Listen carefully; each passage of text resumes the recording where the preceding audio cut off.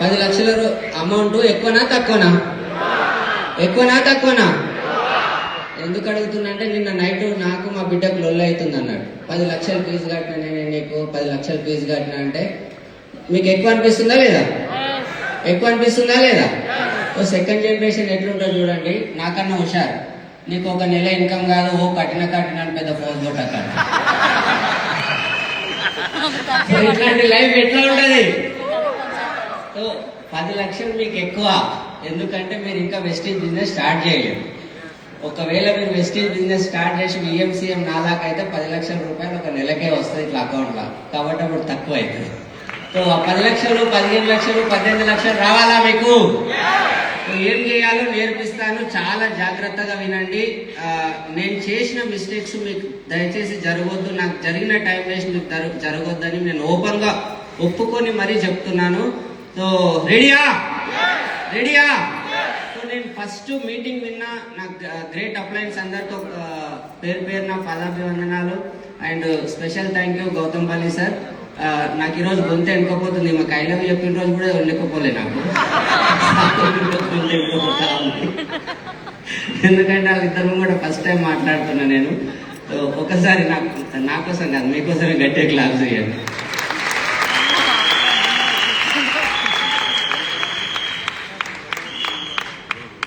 ఎవరైనా I love చెప్పిరా?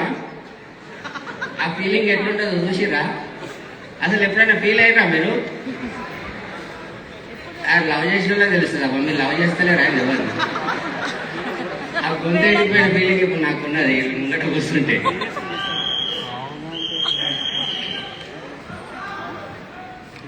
So leaders, నేను సలీం సార్ నాకు వచ్చి ప్లాన్ చెప్పిన తర్వాత నేను సలీం సార్ని ఒకసారి ఫస్ట్ నా మిస్టేక్ చెప్తున్నాను. సలీం సార్ నాకు తీసుకొని నేను మా ఇంటి పక్కన ఒక సెంట్రల్ గవర్నమెంట్ ఎంప్లాయ్ ఉంటాడు, ఆయనతో నేను చాలా ఫ్రీగా ఉంటా. ఇప్పుడు మిగతా అందరితో ఎంత ఫ్రీగా ఉంటానో అంత ఫ్రీగా ఉంటా. సో సలీం సార్ తీసుకొని అక్కడికి వెళ్ళిన నేను ఫస్ట్ మిస్టేక్ నాకు జరిగింది. చాలా మంచి వ్యక్తి అన్నా, నువ్వు రా సార్. తీసుకొని వెళ్ళిన తర్వాత ఆయన సెంట్రల్ గవర్నమెంట్ ఎంప్లాయ్ గురించి ఎంత చెప్పినా అంటే, ఈయన సెంట్రల్ గవర్నమెంట్ ఎంప్లాయ్, నెలకి 2.5 లక్షలు ఎంత ఇన్కమ్ ఉంటుంది సార్, నువ్వు ప్లాన్ చెప్పడానికి రావాలంటే సలీం సార్ వణుకుంటా ప్లాన్ చెప్తున్నాడు. ఎందుకంటే నేను మిస్టేక్ ఏం చేసినా, నేను సెంట్రల్ గవర్నమెంట్ ఎంప్లాయ్ చాలా పెద్ద వ్యక్తి, ఇన్కమ్ ట్యాక్స్లో చేస్తాడని చెప్పిన సలీం సార్ వణుకుతా ఉన్నాడు. నాకు అర్థమైంది అప్పుడు సలీం సార్ ప్లాన్. అరే ఎందుకంత భయపడుతున్నావు, నార్మల్గా చెప్పంటే బయట సెంట్రల్ గవర్నమెంట్ ఇన్కమ్ ట్యాక్స్లో చేస్తున్నాడు సార్, మేము డ్రైవర్నింగ్ నుంచి వచ్చినాము, అవతల వ్యక్తిని చూస్తే భయం అవుతుందా లేదా? భయం అవుతుందా లేదా? సో నాకు ఆ రోజు ఫస్ట్ నాకు అర్థమైంది ఏంటంటే, జీవితంలో ఇక అప్లైన్తోనో ప్లాన్ చెప్పియొద్దు. నాకు తెలిసిన వ్యక్తులు ఎవరైతే ఉన్నారో, ఆయన సెంట్రల్ గవర్నమెంట్ ఎంప్లాయ్ కానీ, రైతు కానీ, మా అన్న కానీ, మా తమ్ముడు కానీ, మా వదినమ్మ కానీ, మా చెల్లె కానీ నాతోనే ఫ్రీగా ఉంటారు, కానీ మా అప్లైన్తోనే ఫ్రీగా ఉండరు. వాళ్ళ గురించి టోటల్ నాకు తెలుసు. కాబట్టి నేను వీళ్ళతో ప్లాన్ చెప్పిపోయాను అని చెప్పేసి నేను అప్పుడు నేర్చుకున్నా. మా ఇంట్లో ప్లాన్ పర్ఫెక్ట్గా నేర్చుకున్నా.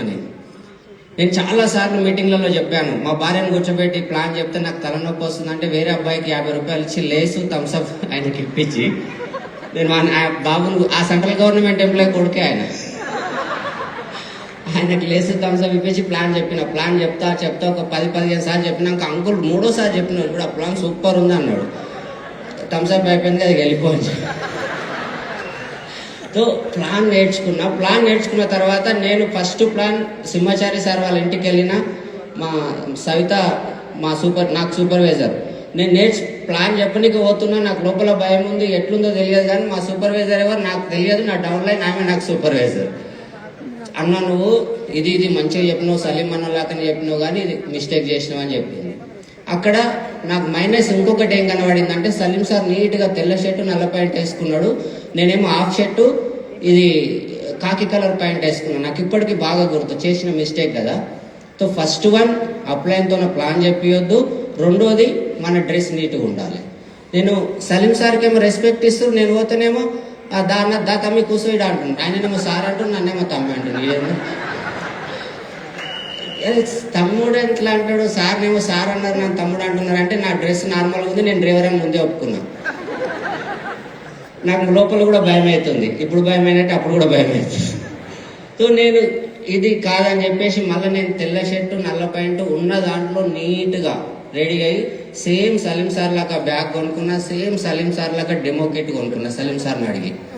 సో అప్పుడు నేను సెంట్రల్ గవర్నమెంట్ ఎంప్లాయీతో పోయినా నేను ఫ్రీగా ప్లాన్ చెప్పడం, డ్రీమ్ ఎక్సర్సైజ్ చేయాలి, ప్లాన్ చెప్పాలి, ప్రోడక్ట్ ఇవ్వాలి. డ్రీమ్ ఎక్సర్సైజ్ చెప్పాలి, ప్లాన్ చెప్పాలి, ప్రోడక్ట్ ఇవ్వాలి. నేను ఏడ ప్లాన్ చెప్పినా మీటింగ్ ఇన్వైట్ చేస్తుంటే నాకు హిందీ में ट्रांसलेट होगा, टेंशन मत लो. तो ప్లాన్ చెప్పి ప్రోడక్ట్ ఇచ్చి మీటింగ్కి ఇన్వైట్ చేస్తుంటే నేను మళ్ళీ చెప్తున్నాను, మీరు కొత్తగా వచ్చిన వాళ్ళు ప్లాన్ పర్ఫెక్ట్గా నేర్చుకోండి. అండ్ నేను ఇంతవరకు కూడా ఫోన్లో ఒక్కరు కూడా ప్లాన్ చెప్పను, నేను ఒక్కరు కూడా ప్లాన్ చెప్పను ఫోన్లో. ఎందుకంటే ఆల్రెడీ మేడం చెప్పారు కదా, నేను ఎవరికైనా సరే నాకు యూట్యూబ్లోకి వెళ్ళి ఫోన్ వచ్చినా, ఇన్స్టాగ్రామ్లోకి వెళ్ళి ఫోన్ వచ్చినా కూడా 90% వెళ్ళి కలిసి ప్లాన్ చెప్పడానికి ప్రయత్నం చేస్తా స్టార్టింగ్ నుంచి. ఇప్పుడు అంటే కొంచెం టైం దొరకట్లేదు, వాళ్ళని నియరెస్ట్ అప్పుడు మీటింగ్ లేకుంటుంది కాబట్టి కలిసి చెప్తుంటే, కానీ ఇప్పుడు నియరెస్ట్ మీటింగ్ చాలా మీటింగ్స్ ఉన్నాయి కాబట్టి ఆ నియరెస్ట్ మీటింగ్ పంపిస్తా, అది చూసి నాకు ఫోన్ చేయి నచ్చితే అని చెప్తా. సో కాబట్టి మీరు దయచేసి ఫోన్లలో ప్లాన్లు చెప్పకండి. ఫోన్లో నేను ఇన్వైట్ చేసే విధానం కూడా నేను చాలాసార్లు చెప్పాను, మళ్ళీ చెప్తున్నాను. ఇన్వైట్ చేసినప్పుడు నేను ఒక కంపెనీలో జాయిన్ అయినని నేను ఎప్పుడు ఫస్ట్లో ఒకరిద్దరు చెప్పినా అది అనుభవం అయింది, మూడోసారి చెప్పడం ఆపేసిన. అన్నా నేను చూసి చాలా రోజులు అయింది వస్తున్నా నీ దానికి. ఎంత ప్రేమ అంటే అంత ప్రేమ, అంతే. అర్థమవుతుందా? ఇది నా పర్సనల్ మిస్టేక్స్ చెప్తున్నా. ఫస్ట్ నా పర్సనల్ మిస్టేక్ ఏంటంటే నేను ఫస్ట్ ఫోన్లో చెప్తుంటా, అన్న కంపెనీలో జాయిన్ అయినా నేను వస్తున్నా అంటే, సలీం జాయిన్ అయింది అదేనా, నాకు తెలుసు తీ అంటారు అందరూ. ఎందుకంటే సలీం దోస్తులు నా దోస్తులు కామన్గా ఉంటుంది. తర్వాత నేను మెల్లగా చెప్పడం స్టార్ట్ చేసిన, అన్న నేను కలవనీకి వస్తున్నాను అంటే రా అంటే అప్పుడు ఏంటంటే ట్యాక్సీ నడిపిస్తుంది కదా, ఇటు వచ్చినాం కలవనీకి అనుకుంటున్నాను. నేను పోయి తెల్ల షర్ట్ నల్ల ప్యాంట్ చూడంగానే పోయి వేస్తున్నాం అంటుండే, అది చెప్పనీకి వచ్చిన కూర్చో అంటుండే. అర్థమవుతుందా? ఎస్, ట్రాన్స్లేషన్ నేను చేసేస్తాను. So friends